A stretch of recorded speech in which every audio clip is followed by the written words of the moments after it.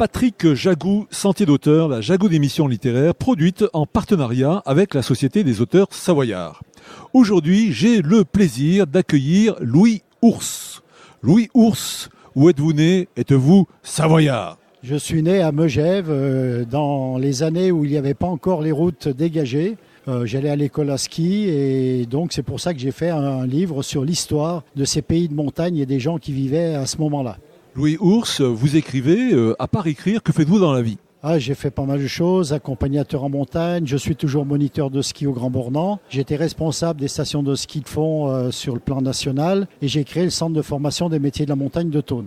Louis Ours, dans quelles circonstances avez-vous commencé à écrire? Alors, j'ai commencé à écrire essentiellement sur des livres de randonnée avec des itinéraires intéressants en mettant en évidence tout ce qu'il y a d'intéressant sur les parcours de montagne, tout ce qu'on peut découvrir, c'est ce qui intéresse les gens. Voilà, tout ce qui est patrimoine, faune, flore, l'habitat, les traditions, le patrimoine. Louis Ours, combien d'ouvrages avez-vous écrits? Alors c'est le dernier, Les ours et le collier de la princesse, c'est le 4e que j'ai écrit. Et celui-ci m'a pris environ 4 ans parce qu'il a un témoignage pour passer un petit peu les choses par rapport aux nouvelles générations qui n'ont pas connu notre époque. C'est-à-dire l'époque ancienne, les habitants de la montagne, les alpages, jusqu'à l'arrivée du tourisme et la confrontation un peu de ces différentes sociétés qui ont vécu ensemble et qui vivent très bien ensemble. Alors, est-ce que vous pouvez nous en dire plus sur cet ouvrage intitulé « Les ours et le collier de la princesse » ? Voilà, c'est effectivement le témoignage des habitants de la montagne, la façon dont ils vivaient, les péripéties, c'est romancé avec la vie,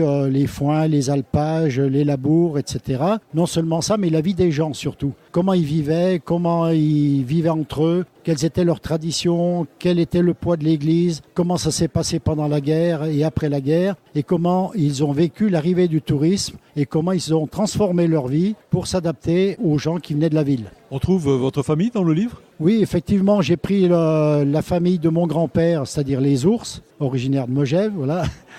Et j'ai pris cette famille-là comme fil rouge pour parler un petit peu des habitants et de la vie de ces gens, mais ça se transpose très bien à la vie de tous les gens qui ont vécu à cette époque en montagne. Chers auditeurs, nous parlions aujourd'hui de l'ouvrage de Louis Ours, intitulé « Les ours et le collier de la princesse », histoire d'une famille de montagnards au pays du Mont-Blanc de 1920 à 1960, publié aux éditions du Belvédère. Voilà, Louis Ours, je vous remercie. Sentier d'auteur, c'est fini pour aujourd'hui.